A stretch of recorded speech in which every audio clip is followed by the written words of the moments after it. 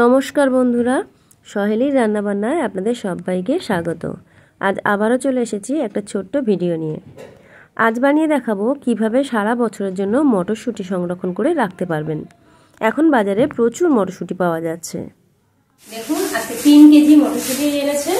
তো এই মটরশুঁটিটাকে আমি সারা বছরের জন্য সংরক্ষণ করে রেখে দেবো। প্রথম যখন বাজারে মটরশুঁটি ওঠে তখন কিন্তু আমাদের 150 টাকা দিয়ে কিনতে হয়েছে, আর এখন সেই মটরশুঁটির দাম হয়ে গেছে 20 টাকা। তো আজকে আমি 3 কেজি এনেছে বাজার থেকে। তো এবার এগুলোকে আমি ছাড়িয়ে আর কিভাবে সংরক্ষণ করে রাখবেন তার একটা ছোট্ট টিপস আপনাদের সঙ্গে শেয়ার করব। তো প্রথমে আমি মটরশুঁটিগুলোকে একটু ছাড়িয়ে নিচ্ছি। দেখুন, মটরশুঁটির দানাগুলো কিন্তু বেশ মোটা মোটা, বেশ বড় বড় ছিল। আর এই মটরশুঁটি সংরক্ষণ করে রাখতে গেলে আমাদের কিন্তু একটু বড় সাইজের মটরশুঁটি নিতে হবে, যার দানাগুলো বেশ মোটা মোটা বড় বড় হবে। মানে একটু বড় মতো হলে মটরশুঁটিটা রাখতে সুবিধা হবে। আর যদি একদম কচি মটরশুঁটি নেওয়া হয় তাহলে কিন্তু সেটা বেশি দিন ভালো থাকবে না। তো দেখুন, এখানে আমার মটরশুঁটি পুরো ছাড়ানো হয়ে গেছে। তো চলুন এবার কিভাবে এটা রেডি করে নিচ্ছি দেখিয়ে দিই। তো প্রথমেই আমি একটা কড়া বসিয়ে দিয়েছি। কড়ায় বেশ অনেকটা পরিমাণে জল দিয়েছি। জলের মধ্যে দিয়ে দিচ্ছি 1 চামচ পরিমাণ লবণ আর 3-4 চামচ পর্যন্ত চিনি। এই চিনিটা দেওয়ার জন্য মটরশুঁটির কালারটা কিন্তু একদম একই রকম থাকবে, একটুও কালার চেঞ্জ হবে না। তো দেখুন, জল ফুটতে শুরু করেছে। তো তার মধ্যে আমি এই মটরশুঁটিগুলো দিয়ে দিচ্ছি। আর আপনারা এইভাবে 5 মিনিট পরে দেখতে পাবেন মটরশুঁটিগুলো কিন্তু সব উপরে উঠে আসছে।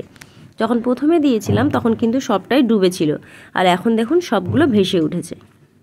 তো এইভাবে আমি 5 মিনিট গরম জলের মধ্যে রেখে দিচ্ছি। জল একটু ফুটে উঠলেই দেখুন ফুটতে শুরু করেছে। এবারে আমি মটরশুঁটিগুলোকে তুলে নেব। এর মধ্যে কিন্তু মটরশুঁটিগুলোকে সিদ্ধ করা যাবে না, তাহলে কিন্তু সবটাই নষ্ট হয়ে যাবে। তো দেখুন, আমি বড় ঝাঁঝরি করে তুলে নিচ্ছি। আবারও একটা কড়ায় বেশ অনেকটা পরিমাণে জল দিয়েছি। তার মধ্যে দিয়ে দিচ্ছি বেশ অনেকটা পরিমাণে বরফ কুচি। আর এই জলটা কিন্তু দিয়েছি আমি সম্পূর্ণ ডিপ ফ্রিজের জল। জলটা ভীষণ ঠান্ডা ছিল। এই ঠান্ডা জলের মধ্যেই কিন্তু এই গরম গরম মটরশুঁটিগুলো সঙ্গে সঙ্গে দিয়ে দিতে হবে, যেন মটরশুঁটির মধ্যে থেকে গরম ভাবটা সবটা বেরিয়ে যায়। তো এইভাবে আমি 5 থেকে 7 মিনিট ভিজিয়ে রেখে দিচ্ছি। দেখুন, 5 থেকে 7 মিনিট পর আমি জল থেকে সবটা তুলে নিচ্ছি। এই সময় কিন্তু মটরশুঁটির গায়ের যে গরম ভাবটা ছিল সেটাও কিন্তু একদম বেরিয়ে গেছে, আর মটরশুঁটিটাও কিন্তু বেশ ভালো ঠান্ডা হয়ে গেছে। এবারে যেটা করব, এই মটরশুঁটিগুলোকে একটু জল ঝরিয়ে নেব। তারপরে আমি এটা একটা পাতলা সুতির কাপড়ের উপরে এই মটরশুঁটিগুলোকে একটু খেলিয়ে দেব। তো দেখুন, আমি প্রায় 2 ঘন্টা মতো এটাকে খেলিয়ে রেখে দিয়েছি। আর এইভাবে একটা সুতির কাপড় দিয়ে ভালো করে মুছে নেব, যাতে মটরশুঁটির গায়ে কোনো রকম জল না থাকে। তো 2 থেকে 3 ঘন্টা এইভাবে রেখে দিতে হবে, যাতে গায়ের জলটা সম্পূর্ণ শুকিয়ে যায়। এই গায়ের জলটা যদি সম্পূর্ণ শুকিয়ে না যায় তাহলে কিন্তু সবটাই নষ্ট হয়ে যাবে। তো দেখুন, খুব সুন্দরভাবে শুকনো হয়ে গেছে। আর গায়ের কালার আপনারা দেখে বুঝতে পারছেন একদম কিন্তু একই রকম রয়ে গেছে। তো খুব ভালো করে আমি মুছে নিয়েছি। আর এবারে এগুলোকে একটু রেখে দেওয়ার পালা। তো চলুন দেখে নেওয়া যাক আমি কিভাবে এই মটরশুঁটিগুলোকে রাখবো। এই মটরশুঁটি কিন্তু সারা বছর ভালো থাকবে।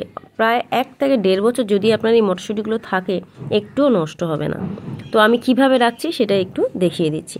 দেখুন, আমার 2 থেকে 3 ঘন্টা পর্যন্ত আমি খেলিয়ে রেখেছিলাম, একদম শুকনো হয়ে গেছে। আমি ফ্যানের হাওয়ায় দিয়ে রেখেছিলাম, তবে আমি রোদে দিইনি। এটা কিন্তু ঘরের মধ্যেই ফ্যানের হাওয়ায় রেখেছিলাম। তো দেখতে পাচ্ছেন একদম শুকনো হয়ে গেছে। তো এবার আমি এগুলো রেখে দেব। আমি প্রথমেই এরকম 2টো কাঁচের শিশির নিয়েছি। কাঁচের শিশিরের মধ্যে এই মটরশুঁটিগুলোকে ভালো করে রেখে দেব।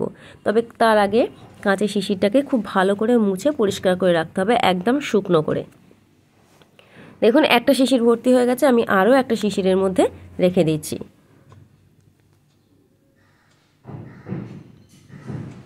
আমি এখানে ছোট ছোট 500 গ্রাম ওজনের মধুর শিশির নিয়েছি। আপনারা এরকম সাইজের শিশির বাজারে অবশ্যই কিনতে পাবেন। আমি বাজারে পাইনি এরকম ছোট সাইজের, তো আমার ঘরে এই মধুর শিশির ছিল, আমি এর মধ্যেই রেখেছি। তো দেখুন, এটাও ভর্তি হয়ে গেছে। এখনও আমার অনেকটা পরিমাণে মটরশুঁটি রয়েছে, যেহেতু আমার এটা 3 কেজি পর্যন্ত মটরশুঁটি ছিল। তো দেখুন, এটাও ভর্তি হয়ে গেল। এবারে দেখুন, আর একটা প্লাস্টিকের মধ্যে রাখবো। চাইলে বাজারে আপনারা জিপলক দেওয়া ব্যাগ কিনতে পাবেন। আমি ব্যাগটা পাইনি কালকের দোকানে, তো আজকে আমি এই প্লাস্টিক মধ্যেই রেখে দিচ্ছি।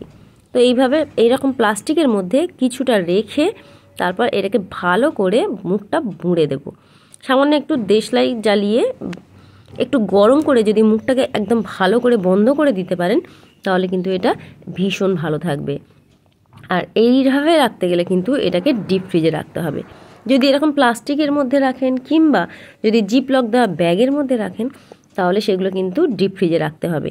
আর যদি কাঁচের শিশিরে রাখেন তাহলে কিন্তু নর্মাল ফ্রিজে রাখবেন, কারণ কাঁচের শিশির ডিপ ফ্রিজে দিলে ফেটে যাবে। তো তার জন্য কাঁচের শিশিরগুলো নর্মাল ফ্রিজেই রাখতে হবে। আর এই যে দেখুন, এইভাবে কোনো রকম ভিতরে যেন হাওয়া না থাকে, এইভাবে রেখে সবটা ডিপ ফ্রিজের মধ্যে রাখতে হবে। তো দেখলেন তো কত সহজভাবে আমি এই মটরশুঁটি সংরক্ষণ করা দেখিয়ে দিলাম। তো এইভাবে আপনারাও একবার বাড়িতে ট্রাই করে দেখতে পারেন।